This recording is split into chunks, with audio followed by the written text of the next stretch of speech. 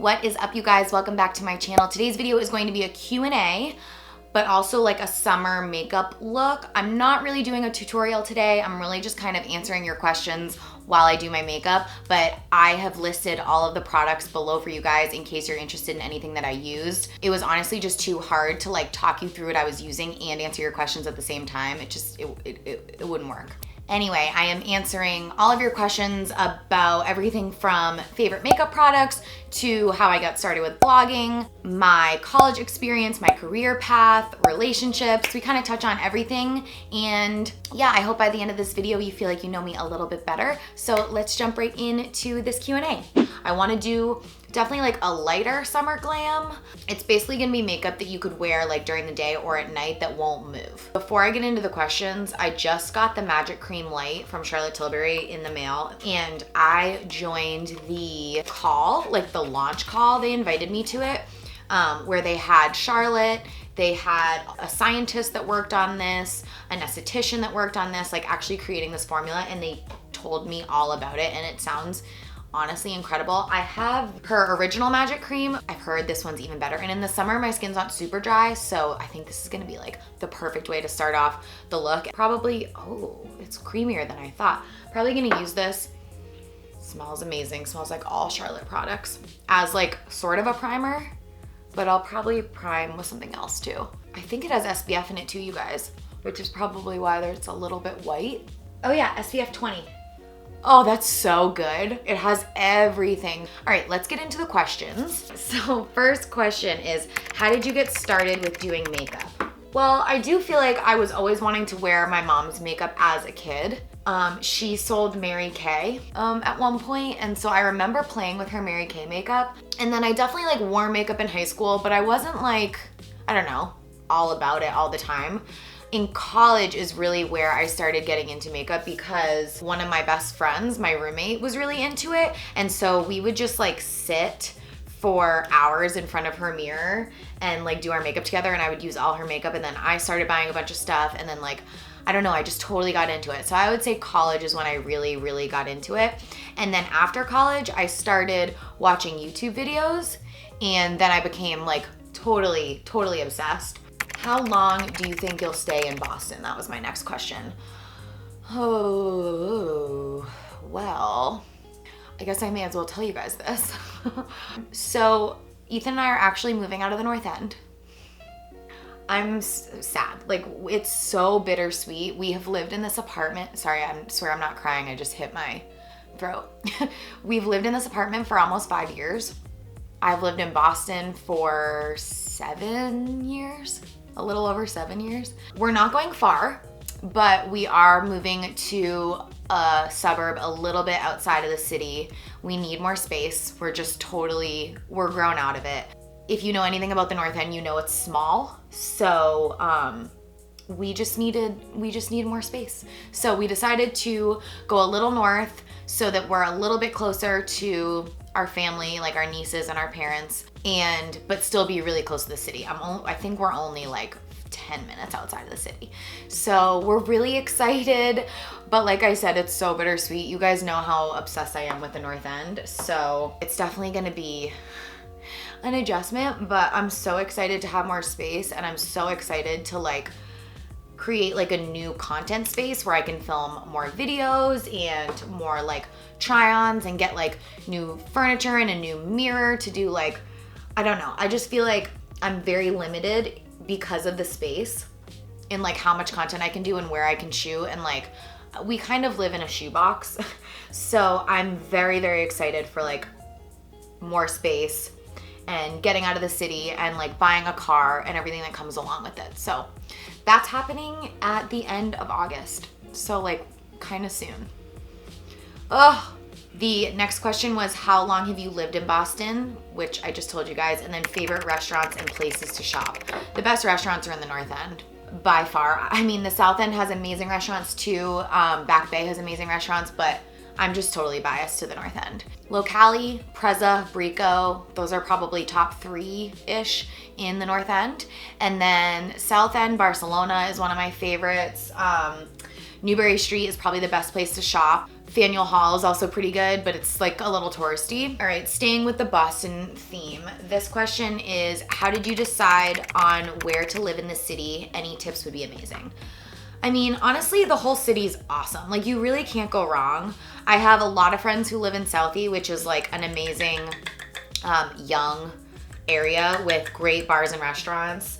So if I was single and younger, I would probably live in Southie. We chose the North End initially because, I mean, for a lot of different reasons, but I was working at a marketing agency like a 5-minute walk away from here, and I really didn't want to commute, and we just loved the North End. We were like, why don't we just live here and then we don't have to commute?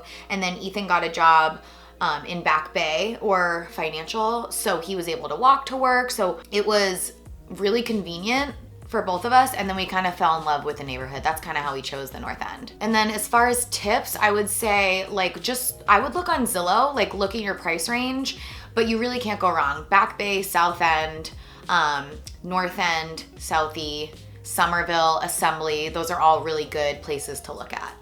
Next question is biggest strengths and weaknesses. That's a really hard question. That's like an interview question. I used to ask people that when people would come in an interview. I guess I'll start with the strength. I think I'm a very good communicator, which I pride myself on, communication. That's what I went to school for, but also like I like to communicate. I honestly don't like to not communicate. Like lack of communication bothers me. So I guess it's a good thing and a bad thing. Sometimes things are better left unsaid, and I have kind of trouble with that. So that could also be a weakness.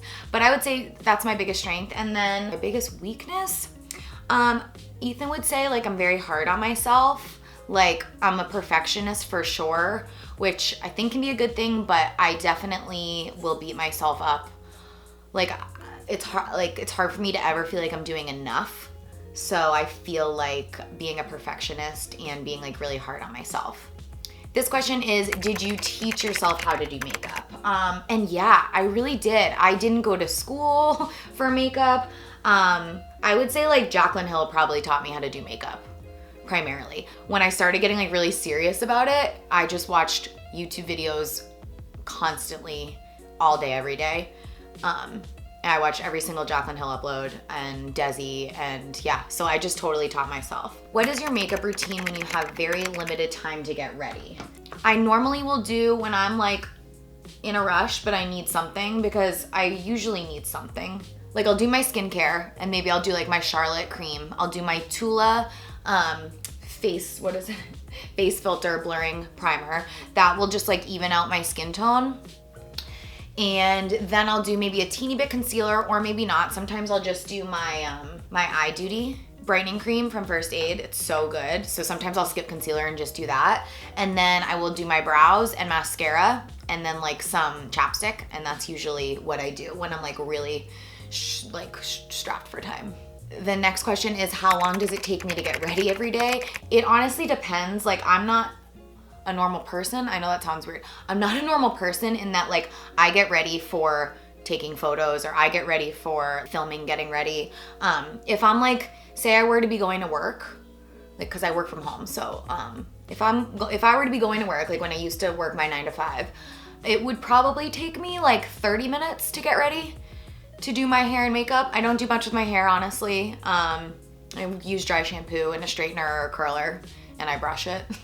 And then my makeup usually takes me like 20 minutes. To go out at night, if I'm doing like a full look, 45 to an hour, I would say. And I like to take my time doing my makeup, so sometimes I'll just like really, like as you can see, I've been putting bronzer on for 5 minutes. I used the Laura Mercier Tinted Moisturizer. Can this be considered a foundation? Well, no. It's not technically a foundation, but you can absolutely use it as your foundation. Like if you just want to use a BB cream as your foundation, do you? It's just not going to give you as much coverage, but you can pretty much use it the same way. I use BB creams more as like moisturizers, just to like even out the skin tone, but I don't consider a BB cream a foundation because it just doesn't really do the same thing. You guys see how good? This is the GrandePop blush. It's my favorite. What is the designer and style of your wedding dress? Oh, loved it. Thank you. That's so nice. Okay, Antonio Gual is the designer. I found it at a Dream Bridal. I have a full blog post on all of my wedding details, like my dress, my vendors, where I got everything. So I'm gonna link that below for you guys. That has everything you need in it. But I actually have a story about my wedding dress that I wanna share because it's really sad. And I haven't told you guys this, but I'm gonna tell you now. So after you get married, you usually will preserve your wedding dress. You like get it professionally cleaned and then you get it preserved. Most people's dresses are normally like super dirty because they wear them out after, and like the bottom of my dress was like brown and just needed to be cleaned. So I gave it to my mom and she took it to get it cleaned like at this place that we always go to. And they also were gonna preserve it. So whatever, like life goes on. Like I didn't see my dress. Like I got married, I gave my dress to my mom, I went on my honeymoon, I came home, it was getting preserved. Like I just didn't see it afterward. So then they called my mom, the dry cleaning place, and they told her that when they went to preserve it, so when they preserve it, they spray it with some kind of chemical so that, I don't know if it's like so moths can't get in or so like the fabric holds up, whatever. The top part of my dress was like kind of sheer and like hand, I don't know, stitched, like beautiful detail. And whatever they sprayed on the dress completely ruined the top part of my dress. So the skirt was fine because the skirt was just a satin A-line skirt, but the top of my dress was ruined. So my mom had to tell me that. She felt so bad. I was really sad, I obviously cried. So my wedding dress is gone. It doesn't exist anymore. But I've accepted it. It's okay. I probably was never gonna wear it again anyway. I was obsessed with it. And like sometimes the way I think about it is like no one will ever wear that dress again, and it was just so perfect on that day, and that's all it needs to be. And yeah, I guess I would just say be careful. Make sure you do your research when you are getting your dress preserved, and don't feel like you have to get your dress preserved like right after your wedding. You could wait years and years and years. So just like, I don't know, do your research, be careful. Make sure you've like explained to the people like what fabrics and what stuff is on your dress so that they know what they're doing. Some people don't even preserve their dresses at all. I kind of wish I didn't at this point, but isn't that crazy? Isn't that like a sad story? Oh, so sad. But I wanted to share it just to, maybe I'll help one of you not get your dress ruined one day. Okay, next question is, who is messier, you or Ethan? I love this question. 100% me. Ethan's honestly very clean. I do, like, I don't know though. I like to tidy stuff a lot. If you could see behind the camera right now, you would see a full laundry basket of clothes. This was a disaster before I started filming. I just have a lot of stuff, and we're in such a small apartment that my stuff ends up getting messy really fast. But I am kind of OCD about cleaning stuff, so I'm not messy all the time, but I definitely think I'm more messy. Current favorite everyday cleanser. Ooh, I probably have a couple. The First Aid Beauty cleanser is a like favorite, always really, really good. Ethan really loves it too. We both use that one. Recently, I've been using the Skin Iceland cleanser that is really good for like stressed out skin, and I love it. It's really, really good. So I'll just say like those two are my current favorites. How was your college experience? Oh, I love this question. I had an amazing college experience. I feel so lucky to have had the experience I had because I know not everyone gets it. So I went to the University of South Carolina. I'm a Gamecock. It was like truly some of the best years of my life. I met my lifelong friends. I was a Chi-O, I was in a sorority. It's like a very big Greek school, so huge Greek system.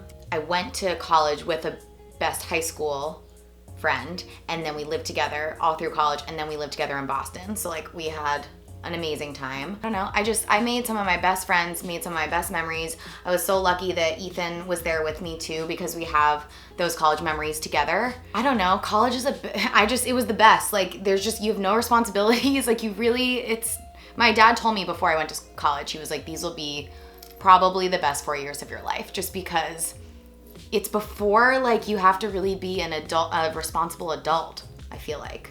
And you just learn so much about yourself. Like, I just absolutely loved college. I loved going to a big school.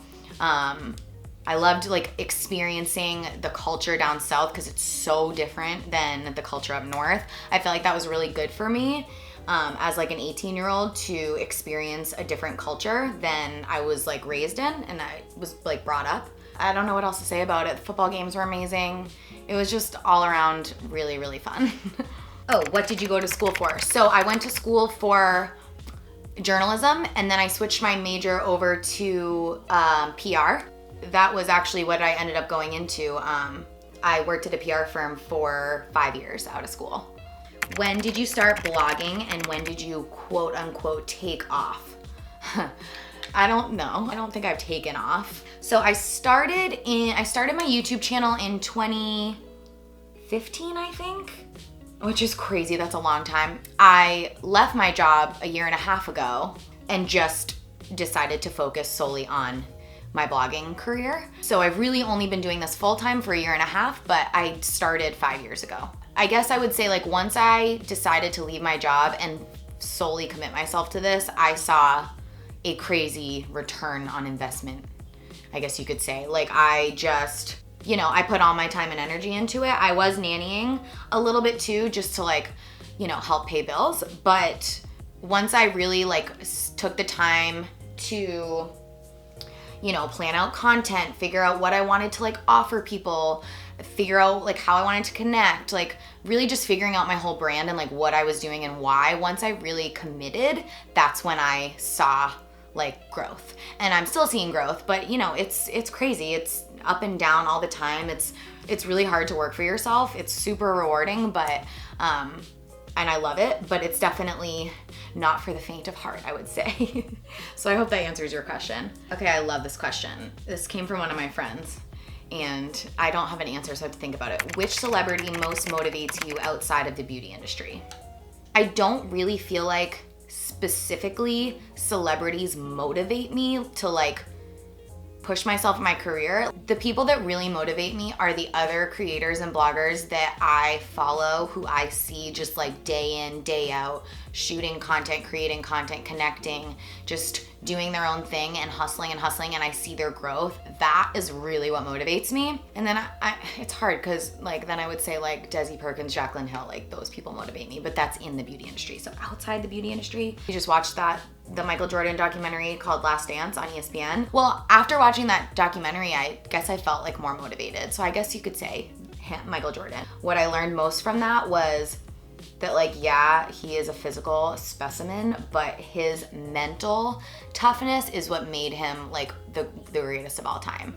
So like, I just thought that was super motivating because I'm like, it's really so much how hard you work and how much you believe in yourself. Like that's what sets people apart. I hope that is a good answer. I'm gonna leave it at that. How did your journey of being popular on Instagram start?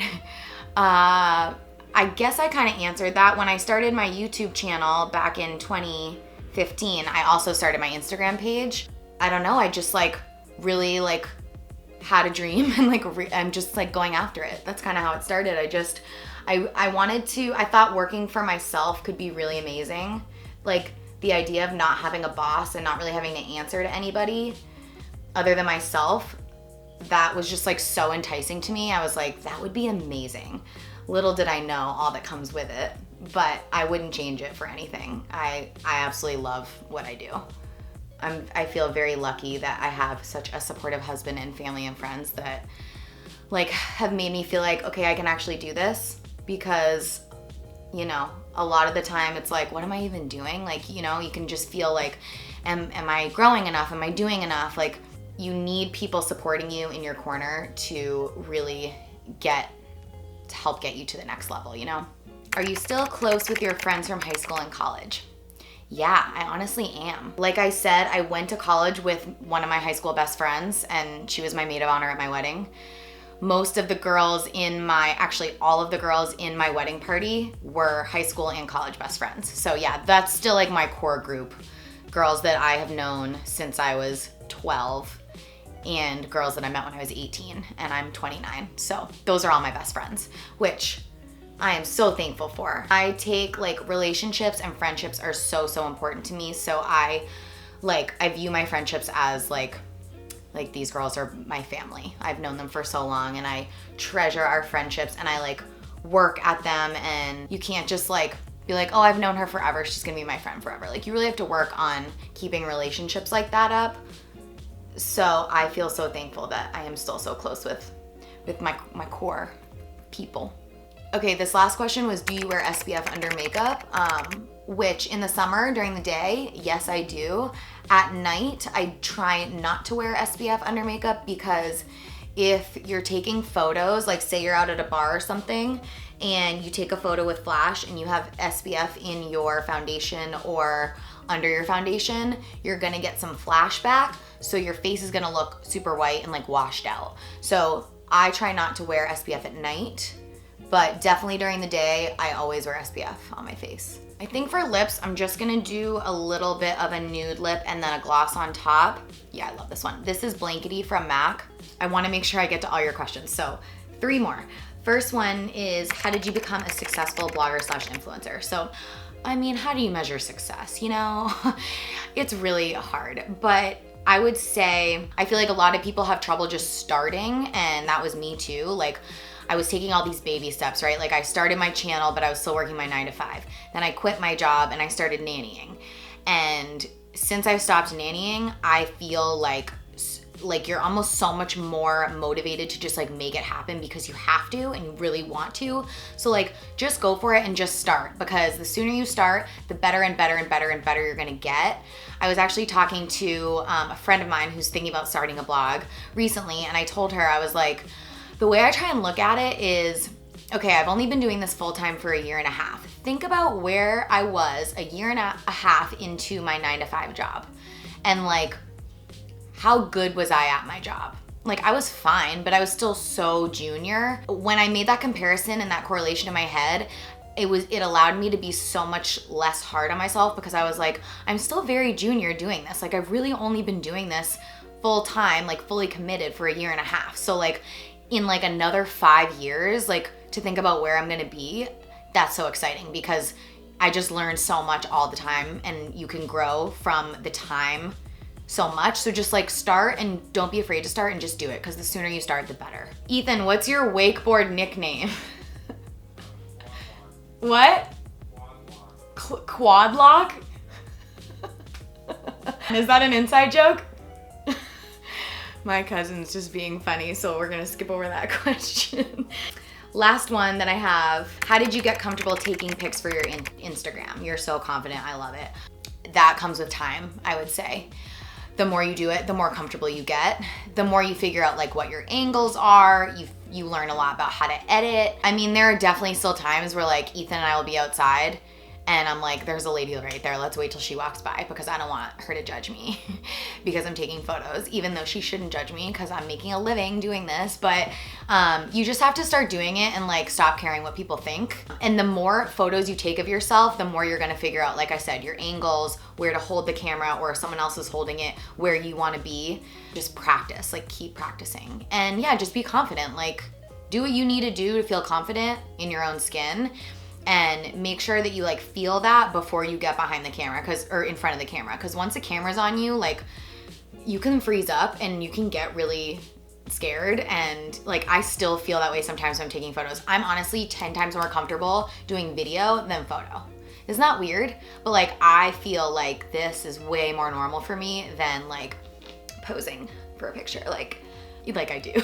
So that's it for my little get to know me. Absolutely open to doing more Q&A videos like this. I love just chatting and doing my makeup. Those are like 2 of my favorite things. So if you guys want some more Q&A videos, let me know, comment below. I'm dying to get Ethan on here to do a Q&A with me, so that maybe that will happen. I hope you guys enjoyed this Q&A. Thank you so much for watching, and I will see you next time. Mwah.